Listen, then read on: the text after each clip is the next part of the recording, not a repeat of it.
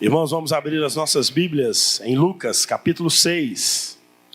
Nós vamos ler dos versos 9 ao 15. A oração que ficou conhecida entre nós como oração do Pai Nosso. Desculpa, eu falei Lucas, mas é Mateus, capítulo 6. Mateus, capítulo 6, do 9 ao 15. Vamos ler juntos? Portanto, vós orareis assim: Pai nosso que estás nos céus, santificado seja o teu nome, venha o teu reino, faça-se a tua vontade, assim na terra como no céu. O pão nosso de cada dia dá-nos hoje, e perdoa-nos as nossas dívidas, assim como nós temos perdoado aos nossos devedores. E não nos deixes cair em tentação, mas livra-nos do mal, pois teu é o reino, o poder e a glória para sempre. Amém. Porque se perdoardes aos homens as suas ofensas, também vosso Pai Celeste vos perdoará. Se porém não perdoardes aos homens as suas ofensas, tampouco vosso Pai vos perdoará as vossas ofensas.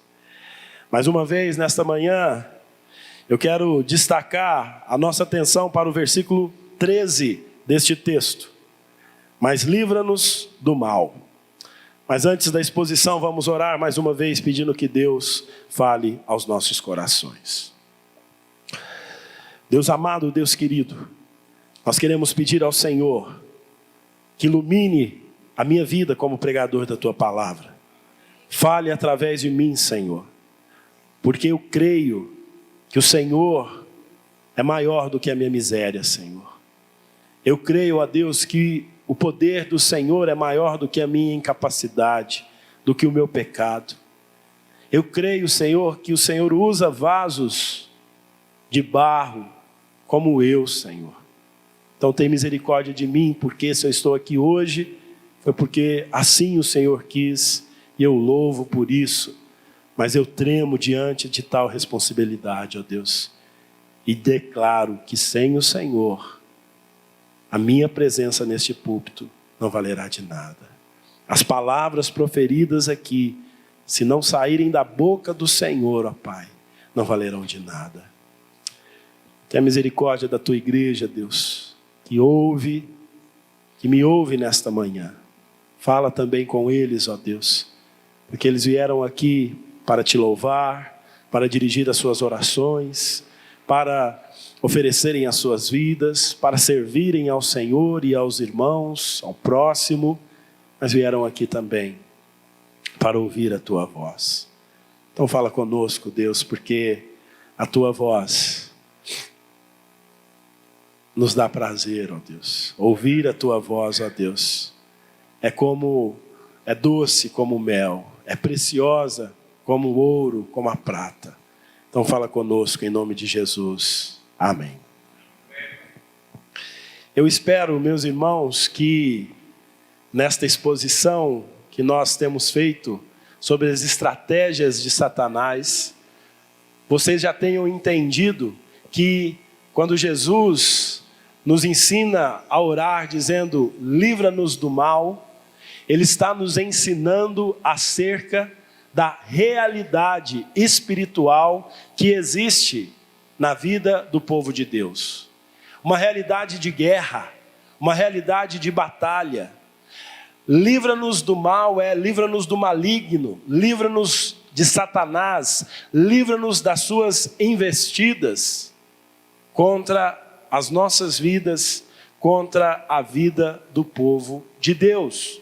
E hoje eu quero compartilhar com vocês mais 3 estratégias que a Bíblia nos ensina, que Satanás usa contra nós, o povo de Deus, contra nós particularmente, e contra o povo de Deus de modo geral.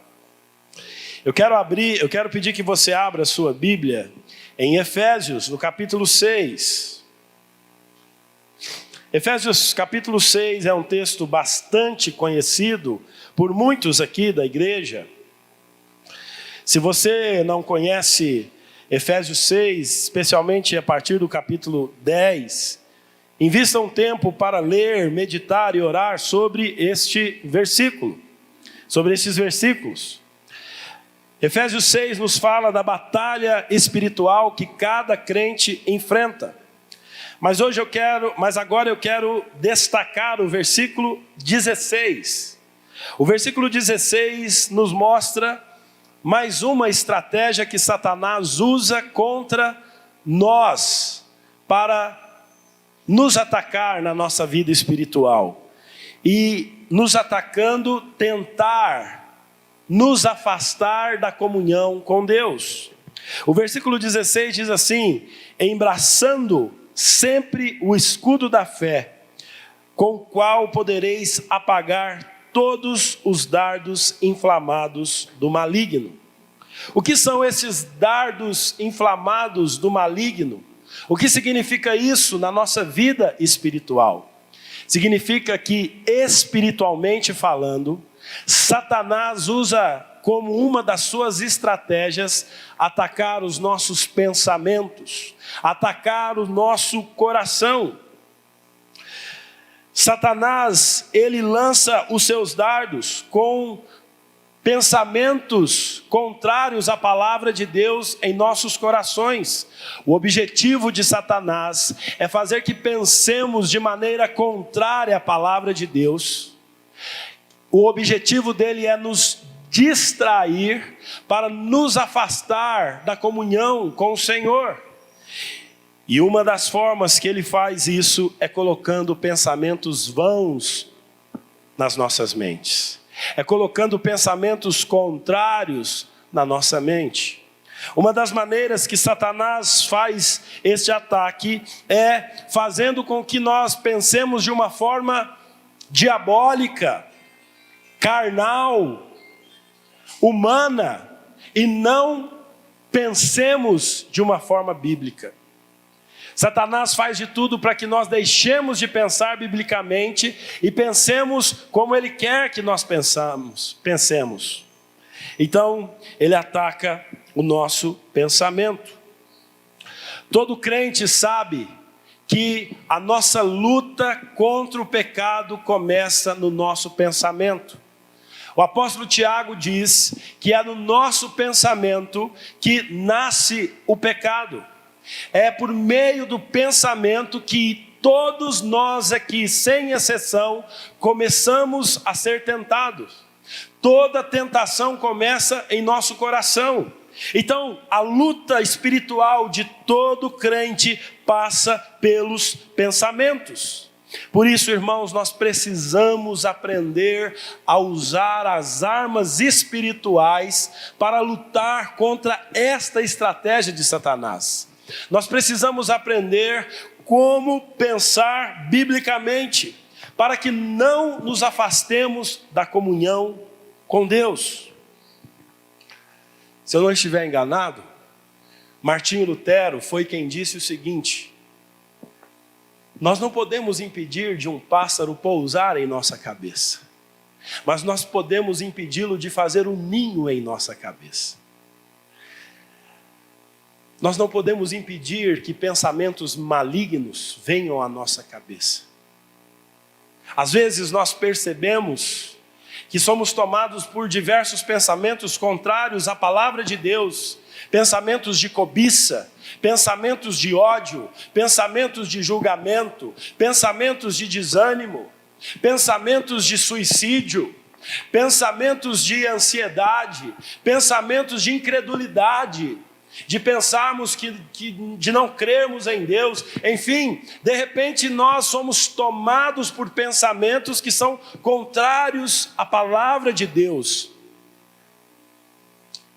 Mas quando Martinho Lutero disse que você não pode evitar que um pássaro pouse sobre a sua cabeça, mas pode evitar que ele faça um ninho, ele estava dizendo que acerca desta luta espiritual com os nossos pensamentos, nós não podemos evitar que pensamentos vãos cheguem até o nosso coração.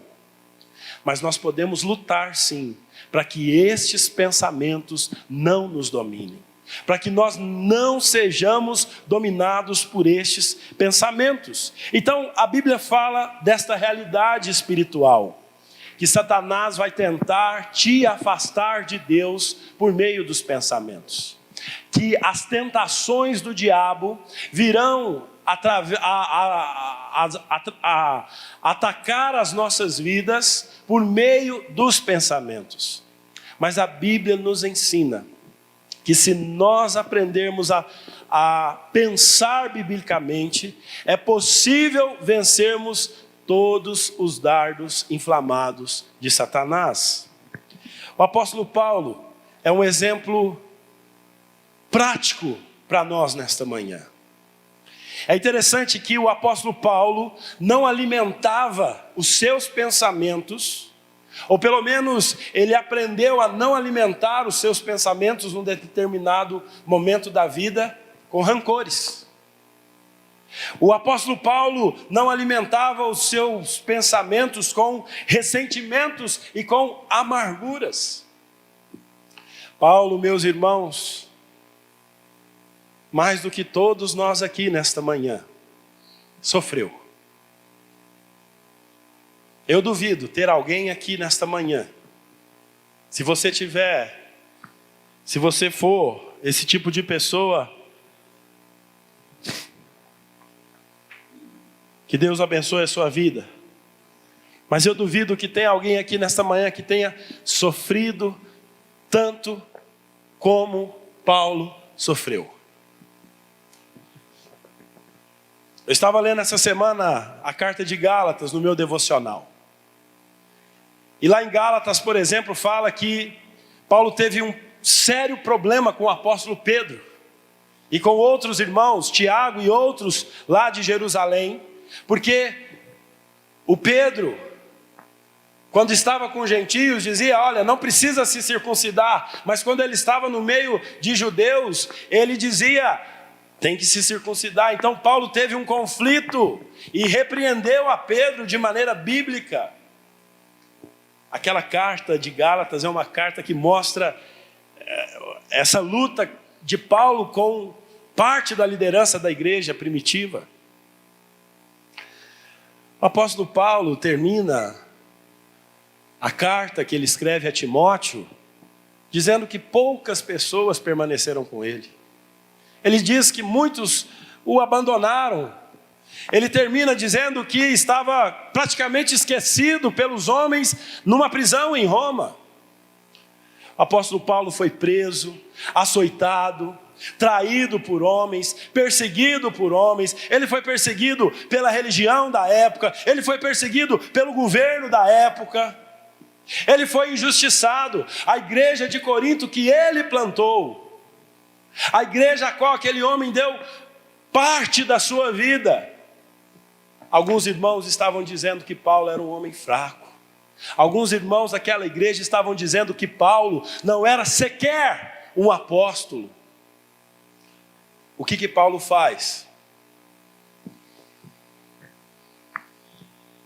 Já preso, injustamente por conta da sua fé, Paulo não é tomado pelo rancor. Paulo não é tomado pelo ressentimento.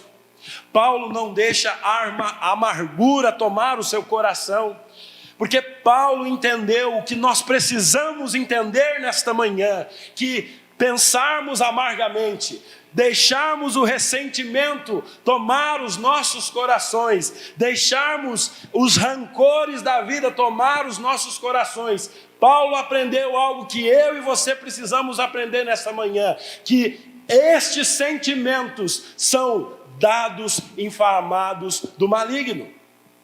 Você percebe que quando Paulo escreve as suas cartas, elas não vêm contidas com rancores, com mágoas, com ressentimentos. Ao escrever para os Filipenses, no capítulo 1, versículo 3, ele diz assim, e aqui Paulo já estava preso, tá, irmãos? E não sairia mais vivo daquela masmorra. Paulo escreve, dou graças ao meu Deus por tudo que recordo de vós. Do versículo 29 do capítulo 1, Paulo diz o seguinte, acerca do seu sofrimento. acerca do sofrimento da igreja, porque vos foi concedida a graça de padecerdes por Cristo, e não somente de crerdes nele. A igreja de Filipos era uma igreja que estava padecendo, uma igreja que estava sofrendo por causa de Jesus Cristo. Mas é interessante que ao invés de Paulo focar os seus pensamentos no sofrimento da igreja, nas lutas da igreja, nos problemas da igreja, ele foca o seu pensamento na gratidão. Ele agradece a Deus. Havia muitos problemas na igreja de Filipos. Entre esses problemas, havia divisão entre irmãos. E especialmente o apóstolo Paulo, ele mostra aqui, no capítulo 4 de Filipenses, no versículo 2, ele diz o seguinte: rogo a Evódia e rogo a Sintique, pensem concordemente no Senhor. Vejam, irmãos, Paulo está falando de duas irmãs na igreja, que elas estavam vivendo em pé de guerra. Dois carros em alta velocidade se chocando. O que acontece com isso? Desgraça total, perda total, destruição. Essas irmãs aqui, Evódia e Sintique, elas estavam em discordância, e Paulo escreve a carta dizendo que elas deveriam voltar a pensar de maneira unida. Ele escreve no versículo 3: a ti, fiel companheiro de julgo, também peço que as auxilies. Veja como o inimigo faz, meus irmãos. A Bíblia diz que estas duas mulheres juntas se esforçaram com Paulo no Evangelho. Essas irmãs eram dois braços poderosos na igreja de Filipos. Eram duas irmãs usadas por Deus, mas o inimigo colocou o quê? A discórdia, o ressentimento, o rancor entre elas. E agora elas estavam se engalfiando ali. E quem sofre com isso além delas? A igreja. A igreja. Nós sofremos quando pensamos de maneira rancorosa, quando guardamos rancor, quando guardamos ressentimento, quando guardamos a mágoa. Mas o povo de Deus também sofre. Irmãos, não se enganem. O inimigo da nossa alma, ele faz de tudo para jogar-nos uns contra os outros, principalmente pessoas que são como Evódia e Sintique. Pessoas que se esforçam para pregar o Evangelho. O inimigo quer parar aqueles que pregam o Evangelho. E uma das maneiras que ele mais bem é sucedido é causando discórdia entre nós. Paulo nos ensina que a nossa disposição mental, ao invés do rancor, ao invés da mágoa, ao invés do ressentimento, tem que ser de gratidão a Deus. Eu pergunto a você, nesse sentido, você acha, no sentido aqui de Evódia e Sintique, você acha que a igreja do Jardim Monte Alegre é parecida com a igreja de Filipos? Sim ou não? Sim.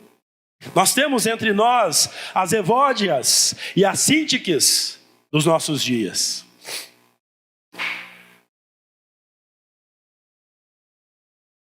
E o que nós devemos fazer nesta manhã? De acordo com a palavra de Deus, apesar desta igreja ter problemas, Paulo começa essa carta dizendo: dou graças ao meu Deus por tudo que recordo de vós. Nós devemos ser gratos a Deus. O nosso pensamento, nós não devemos deixar que os dados do Satanás inflamem as nossas vidas, atinjam as nossas vidas.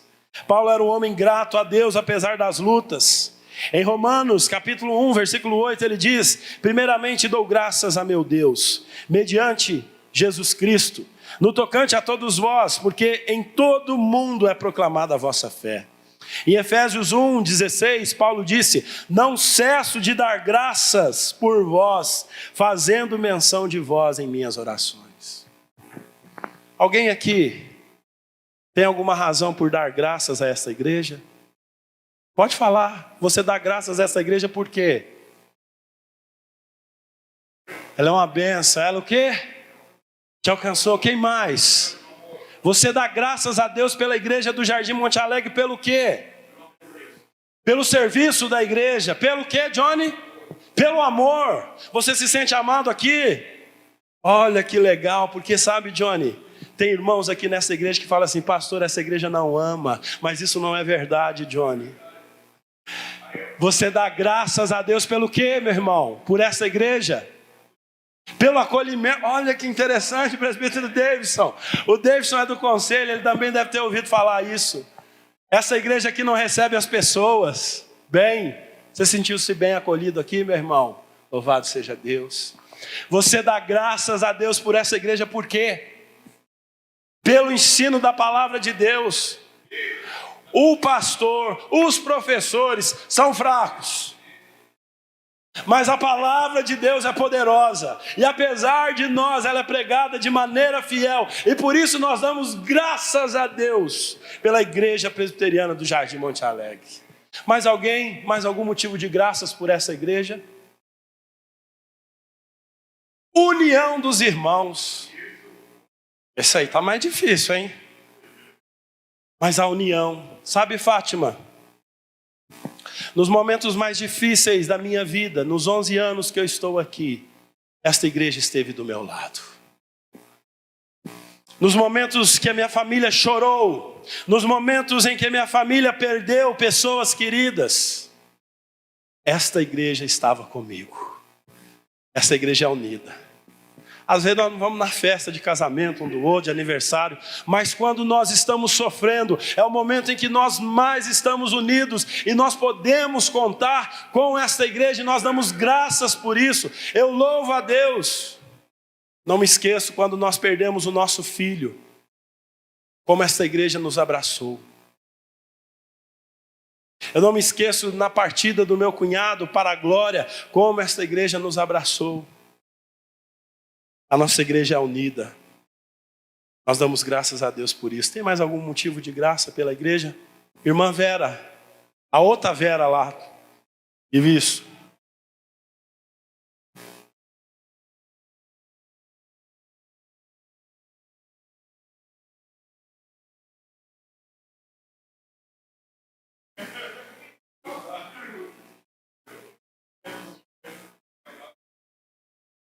Johnny, só um minuto, Johnny, por favor.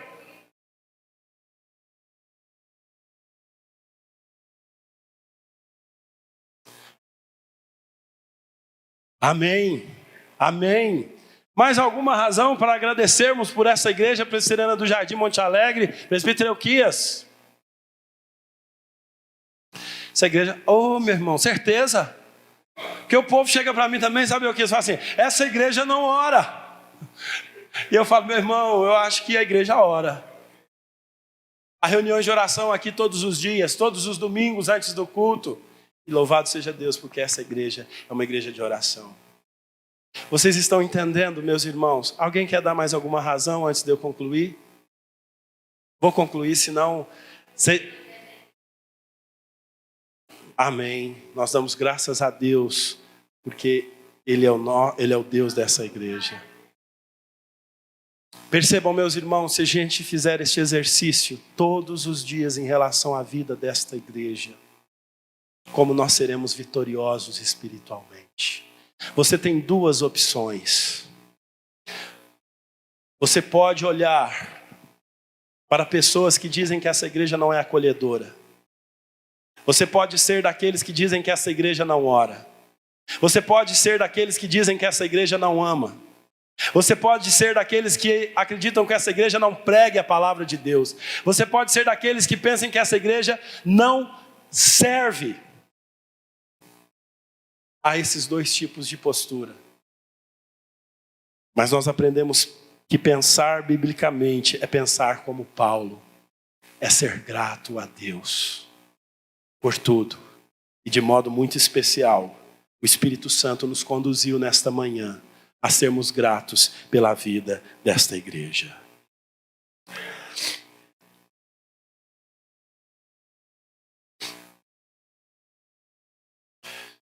Eu tinha mais sermão aqui, viu?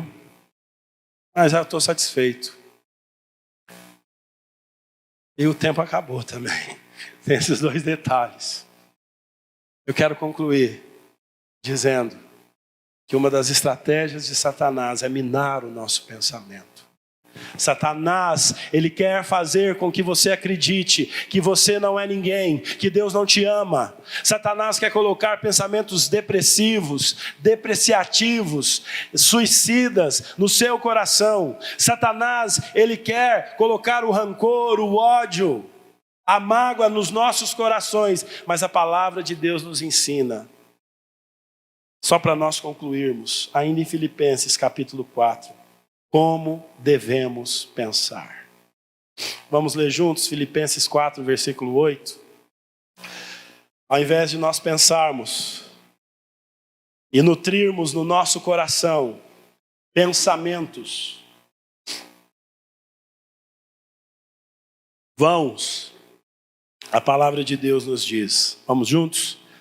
Finalmente, irmãos, tudo que é verdadeiro, tudo que é respeitável, tudo que é justo, tudo que é puro, tudo que é amável, tudo que é de boa fama, se alguma virtude há e se algum louvor existe, seja isso o que ocupe o vosso pensamento.